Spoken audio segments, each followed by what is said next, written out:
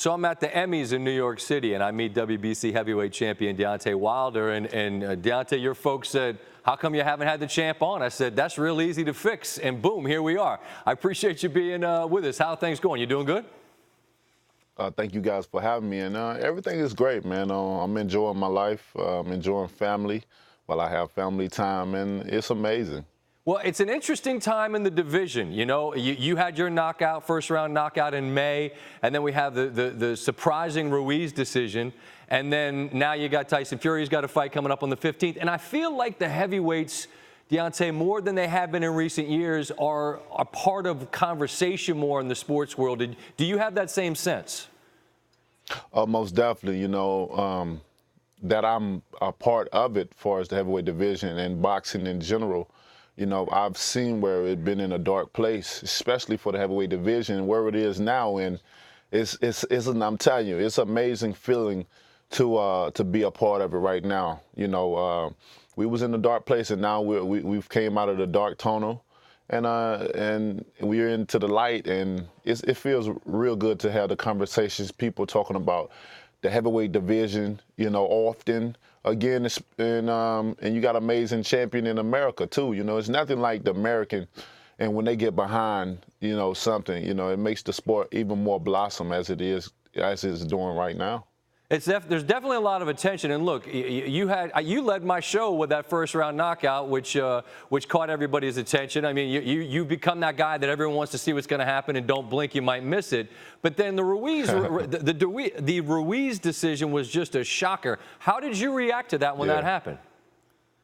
I mean, you know, I wasn't surprised at all, and I told my manager Shelly, I told him not to be surprised if Andy win, you know, because we was discussing him, and I was thinking more so a 12-round fight, and I told him don't be surprised if he wins, you know. I never thought it would be it was 6 or 7 rounds, and it was amazing, you know. This is what boxing all about. You just can't read a book by its cover. I always tell people I like to be the part instead of looking the part, because looking like you can do something don't necessarily mean you're going to be able to do it, you know, but actually having the heart and being the part is a whole totally different thing. And, you know, a lot of people look past him. I think they underestimated Andy as well, because when they look at him, they see this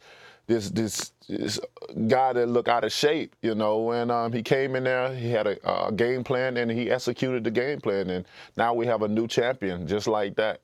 He's got quick hands, too. I was surprised. I have to admit, I mean, I was as guilty as anybody. I looked at him and I thought, no shot, because obviously Joshua looks the part. But he's got quick hands, man. Yes, indeed. You know, he's a skillful fighter, right. You know, and he was determined. It's nothing like a man that's determined, that's been knocked down. I tell, you know, people, sometimes it's all right to lose, because people are already going to, you know, expect you to try to get back up, but they also want to see how do you get back up from being dropped down. You know, that's even in life in general itself. And this is his time to be knocked down as far as Joshua is concerned, and build himself up. But, you know, Ruiz, you know, he's always been skillful, and he had his first title before, and you know, against Joseph Parker. He ended up, you know, coming short on that, but he was more than ready for this opportunity. And, you know, it makes it even better when you got a guy in there that already looking past you, because of the state that's going on in boxing, and trying to get the most highly anticipated fight, you know, that was in the world, which is would have been against I. And you just can't look past guys. And, you know, Joshua coming over here the first time in America, he's been built up and boosted up and hyped so big, you know, and you had to come over here. Then fighting a guy you looking past and getting knocked out like that, man, that's, you know, to me it depends, you know, with everything that was built up in there, I would have felt embarrassed. You know, he quit.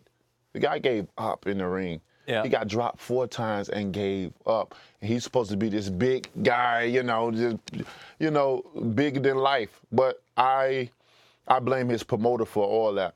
I blame his promoter for bigging him up like that. I always want to be on the videos.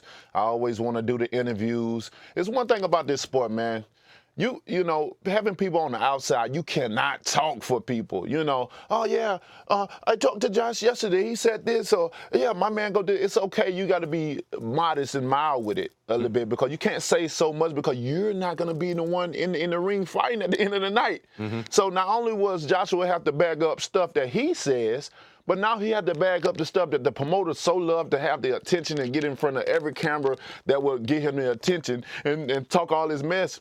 And then when you get in there with an opponent like Andy, when people at least expect him to see what's going to happen, or they look at him and judge a book by its cover, and you get knocked down 4 times and then you give up, that's, you know, that's humiliation and that's embarrassment at its first at the top of the class, you know. So. But that messes with your money. That messes with your money a little bit too, because then that fight, what does that do to that fight between you two?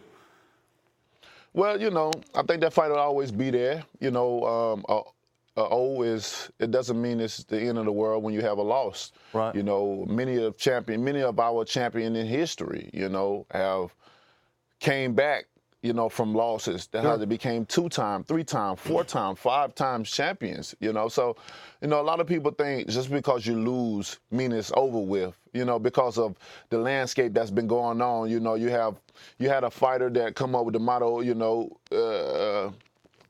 of, you know, having a reputation of winning all the time, and he made a lot of money out of it. He executed on winning and keep winning, and now these fighters, they see that and they think that you have to be undefeated to get all the way to the very top to make the most money, but that's not true.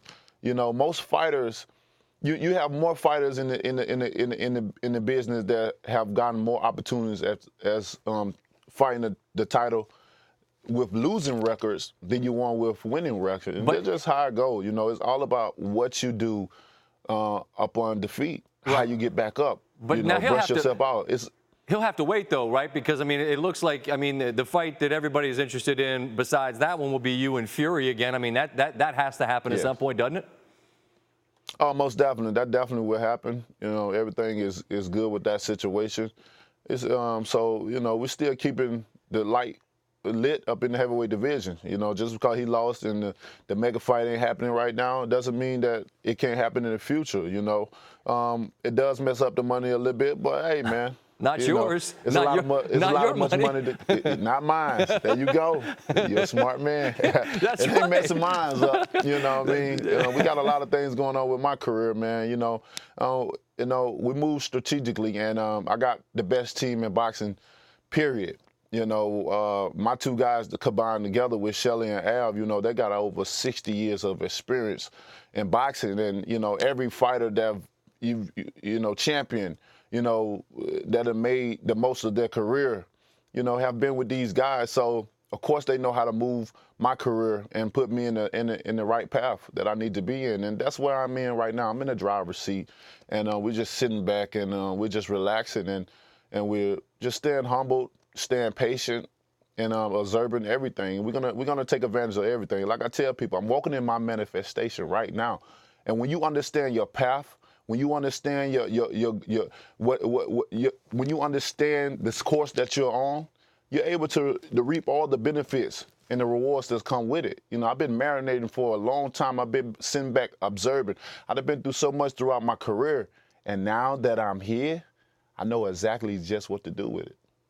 That's a beautiful place to be, man. A lot of people never quite figure it out. It sounds to me like you've got it all figured out. It sounds to me like at some point we'll see Fury. It sounds to me like at some point we'll see Joshua. And it sounds to me like you're going to just let things sort of reveal themselves to you. Is that the best way to put it?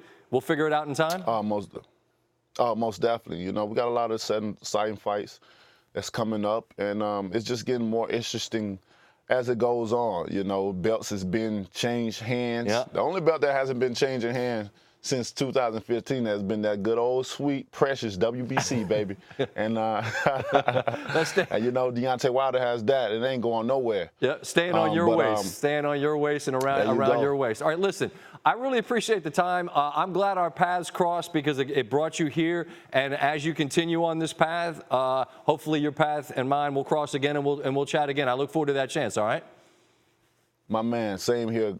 Until then, God bless, brother. Peace. You as well. Thank you. Deontay Wilder, WBC heavyweight champion.